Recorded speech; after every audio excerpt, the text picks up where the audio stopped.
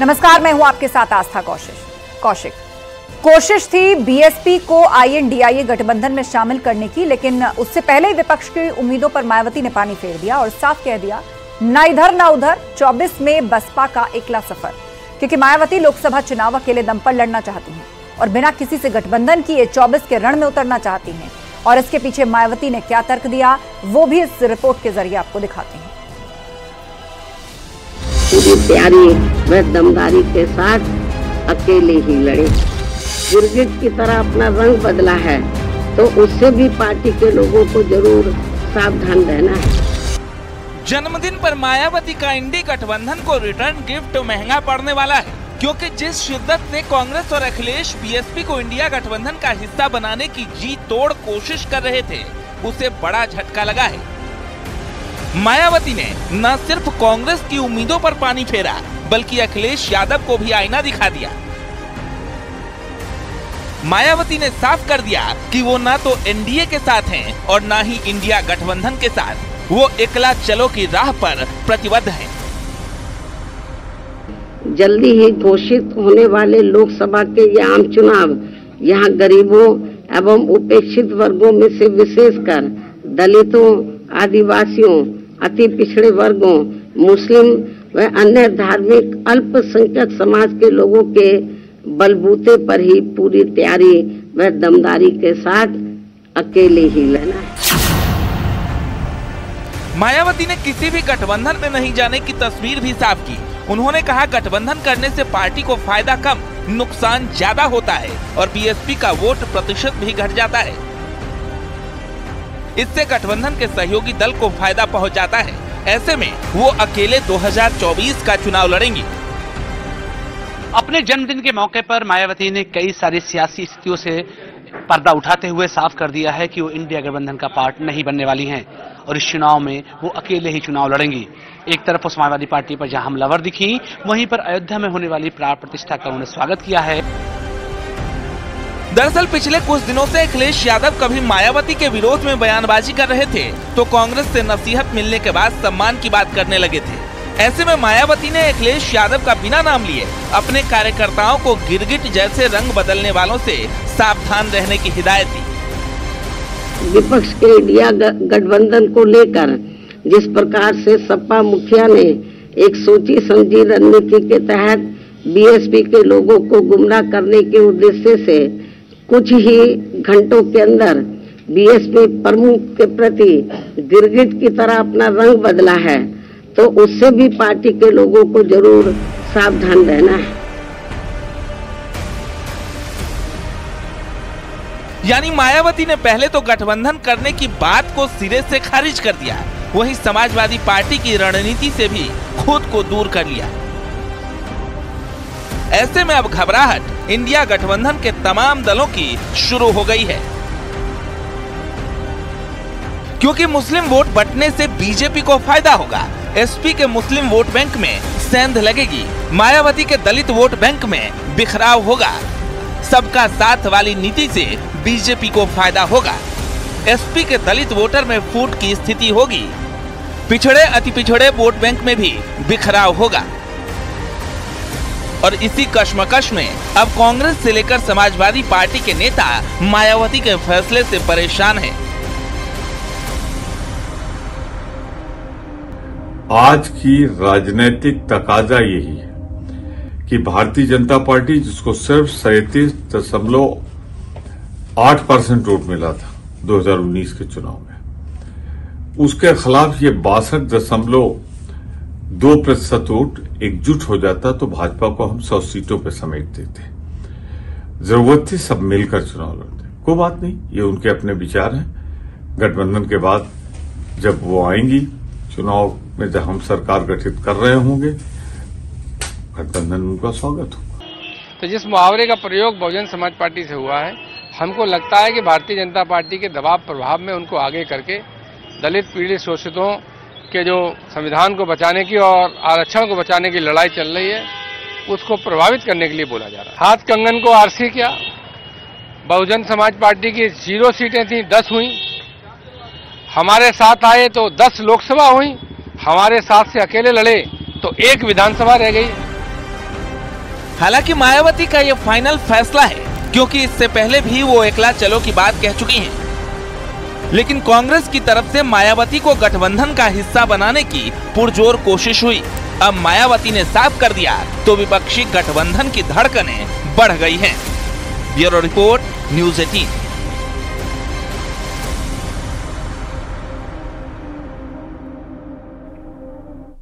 बिहार और उत्तर प्रदेश की सियासत अब जाति के इर्द गिर्द सिमटी हुई है। दोनों ही राज्यों में ओबीसी पॉलिटिक्स हावी है, जिसमें सबसे बड़ी आबादी यादव समुदाय की है। ऐसे में अब बीजेपी ने अखिलेश यादव और लालू यादव को घेरने के लिए चौतरफा प्लान तैयार किया है। आपको रिपोर्ट दिखाते हैं।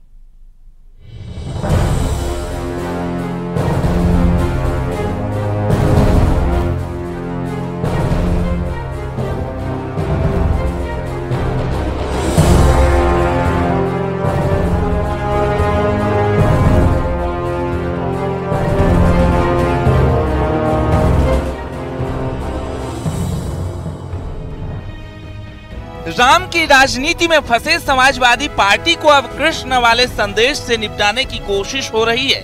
ये तस्वीर भले ही दिल्ली से आई हो, लेकिन इसका संदेश उत्तर प्रदेश और बिहार तक पहुंच चुका है, क्योंकि अब यादवों को साधने के लिए बीजेपी की रणनीति धरातल पर उतर चुकी है, जिसका सांकेतिक प्रमाण गाय के बछड़े को चारा खिलाने वाली ये तस्वीर बयां कर रही है।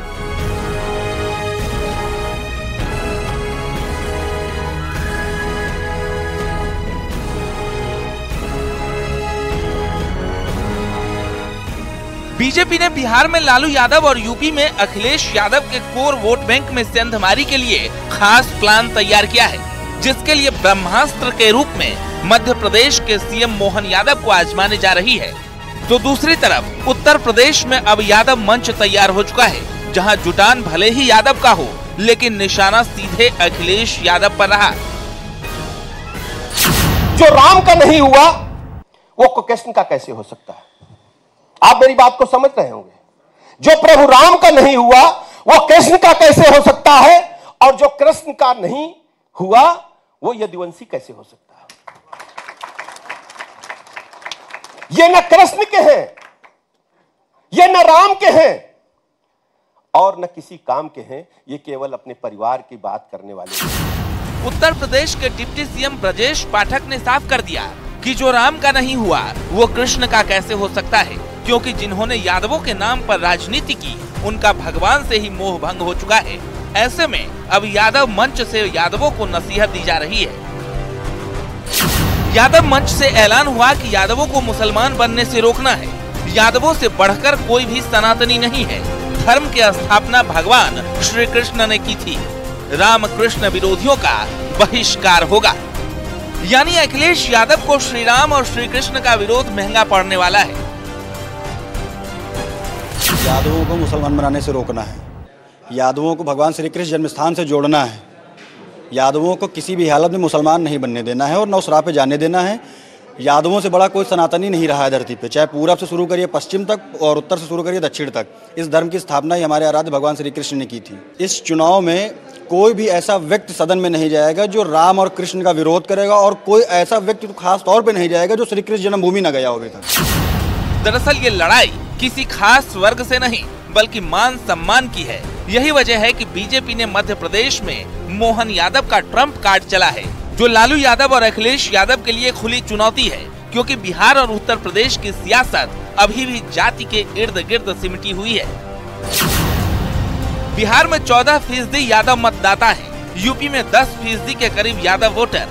दोनों राज्यों में यादव वोटर निर्णायक है। बिहार में सबसे बड़ी आबादी यादवों की है, यूपी में जाटव समुदाय के बाद यादव हैं।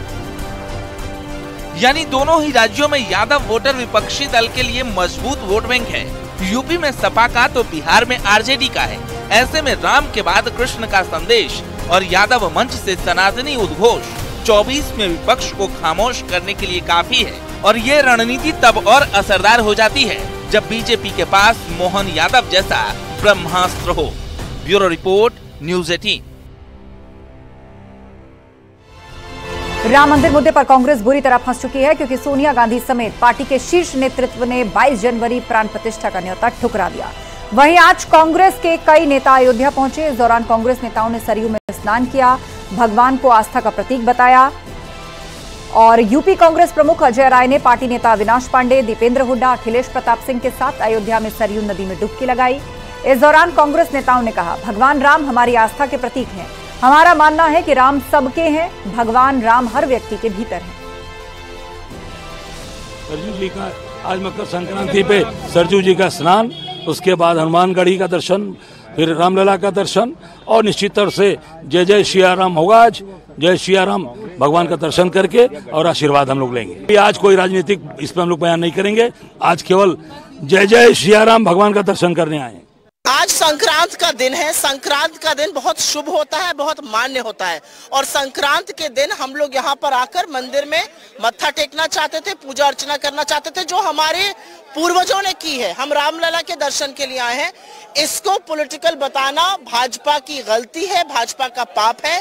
असलियत ये है कि भारतीय जनता पार्टी धर्म के नाम पर गंदी राजनीति कर रही है। देश देख रहा है, एक तरफ भगवान श्री राम को काल्पनिक बताते थे, दूसरी तरफ 500 साल बाद रामलला जन्म स्थान पर विराजमान होने जा रहे हैं, प्राण प्रतिष्ठा समारोह का निमंत्रण दिया जाता है, उसे ठुकराते हैं।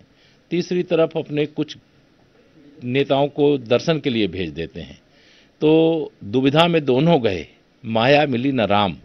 मतलब यह भगवान श्री राम के जन्म स्थान पर उनके विराजमान होने का विषय नहीं है, ये गुलामी की मानसिकता से मुक्ति का समय है। ऑल इंडिया मुस्लिम जमात के राष्ट्रीय अध्यक्ष मौलाना मुफ्ती शहाबुद्दीन रजवी बरेलवी ने एसपी के मुस्लिम नेताओं और मुस्लिम पर्सनल लॉ बोर्ड को आड़े हाथों लिया। उन्होंने कहा, 22 जनवरी को राम मंदिर के उद्घाटन को लेकर मुसलमानों को डरने की जरूरत नहीं है। उन्होंने आरोप लगाया, कुछ मुस्लिम नेता इस मामले को लेकर मुसलमानों को डराने में लगे हैं, लेकिन हमें डरने या घबराने की जरूरत नहीं है।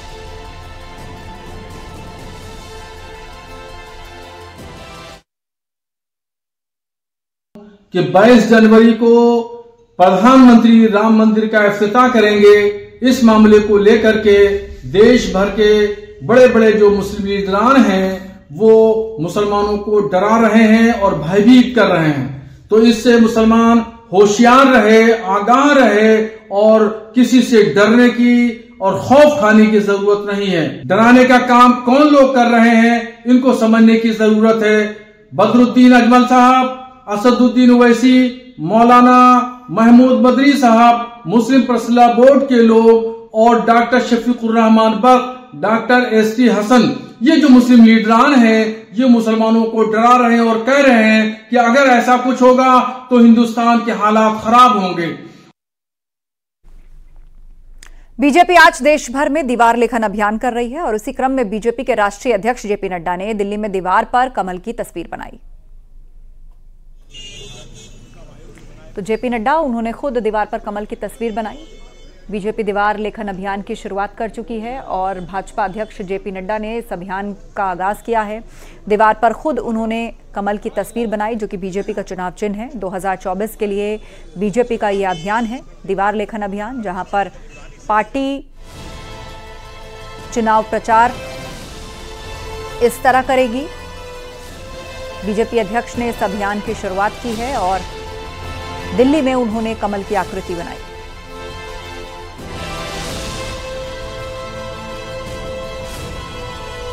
वहीं इस अभियान के तहत अयोध्या में डिप्टी सीएम ब्रजेश पाठक ने वॉल राइटिंग की। शहर के शहादतगंज में डिप्टी सीएम ब्रजेश पाठक ने दीवार पर कमल का फूल बनाकर लिखा, एक बार फिर से मोदी सरकार। इस दौरान डिप्टी सीएम ब्रजेश पाठक ने कहा कि राष्ट्रीय अध्यक्ष जेपी नड्डा ने दिल्ली में, यूपी में हम सभी कार्यकर्ता दीवार लेखन का काम शुरू कर चुके हैं।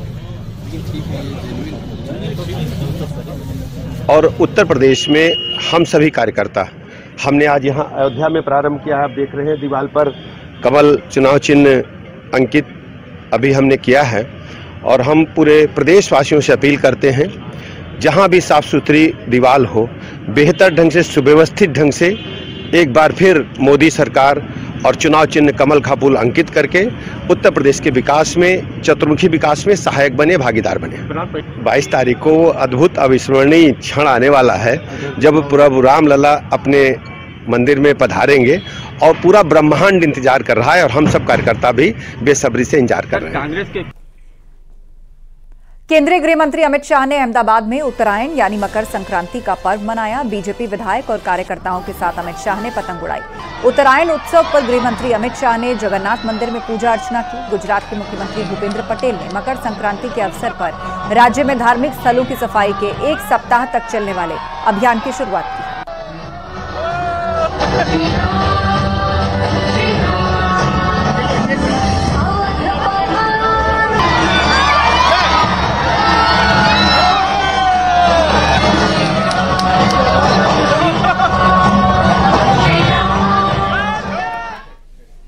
और रुकेंगे एक ब्रेक के लिए। खबरें लगातार जारी। तोड़ फायरिंग हुई है। घटना महादेव सिटी कॉलोनी ऑफिस की है और उसके बाहर शटर पर हथियारबंद बदमाशों ने फायरिंग की। पुलिस ने मौके से 50-60 खोखे बरामद किए। घटना नकुड़ थाना क्षेत्र के साल्हापुर गांव रोड की है। पुलिस मामले की पड़ताल में जुटी है।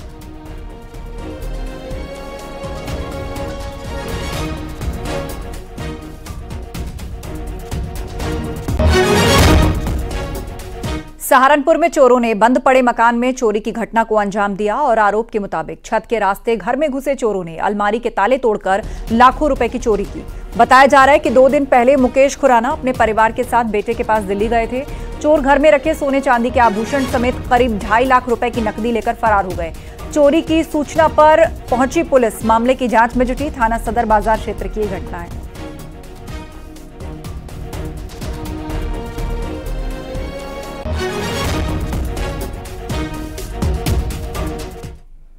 कौशांबी में बिना रजिस्ट्रेशन के धड़ल्ले से झोला छाप डॉक्टर्स के हॉस्पिटल चल रहे हैं। झोला छाप डॉक्टर मरीजों की जिंदगी के साथ खुलेआम खिलवाड़ कर रहे हैं।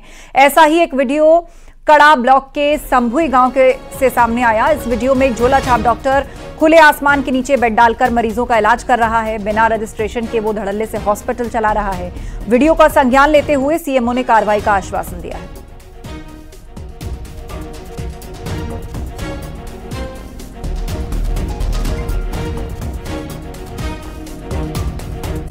जम्मू कश्मीर में भी प्राण प्रतिष्ठा कार्यक्रम को लेकर उत्साह देखने को मिल रहा है।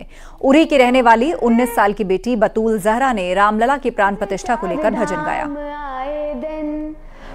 राम आए दिन अम्मा सीता नाल आए दिन लक्ष्मण होर भक्त हनुमान आए दिन बजाओ टोल स्वागत बीच मड़े कार राम आए दिन। अयोध्या में रामलला की प्राण प्रतिष्ठा के लिए काउंटडाउन शुरू हो चुका है। आज श्री राम मंदिर ट्रस्ट के महासचिव चंपत राय ने प्रेस कॉन्फ्रेंस की और प्राण प्रतिष्ठा को लेकर होने वाली तैयारियों को बताया। चंपत राय ने कहा, कल से पूजन विधि शुरू हो जाएगी। 18 जनवरी को रामलला की प्रतिमा जो श्यामल रंग की बनाई गई है वो मंदिर में स्थापित की जाएगी। रामलला की प्रतिमा का वजन करीब 200 किलो होगा। 16 जनवरी से 21 जनवरी तक पूजन कार्य किया जाएगा। 22 जनवरी को 12:20 पर प्राण प्रतिष्ठा होगी जो 1 बजे खत्म हो जाएगी।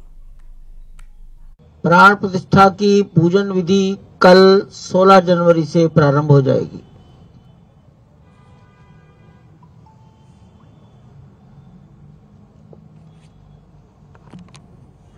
पूजन विधि के लगभग सभी कार्य 21 जनवरी तक चलेंगे।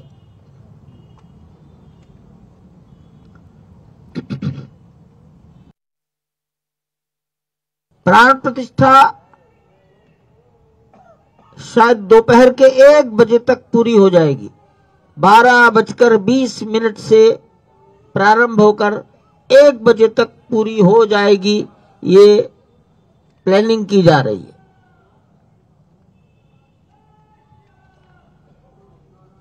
फिर सभी महानुभाव, विशिष्ट जन, माननीय प्रधानमंत्री जी डॉक्टर मोहन राव भागवत, मुख्यमंत्री महोदय अपने मनोभाव प्रकट करेंगे। 20 जनवरी 21 जनवरी को विचार चल रहा है, दर्शन बंद रहेंगे। भगवान का दर्शन, पूजन, आरती, भोग, शयन और जागरण पुजारी कराएंगे और अंदर और रुकेंगे ब्रेक के लिए। खबरों का सिलसिला लगातार जारी है।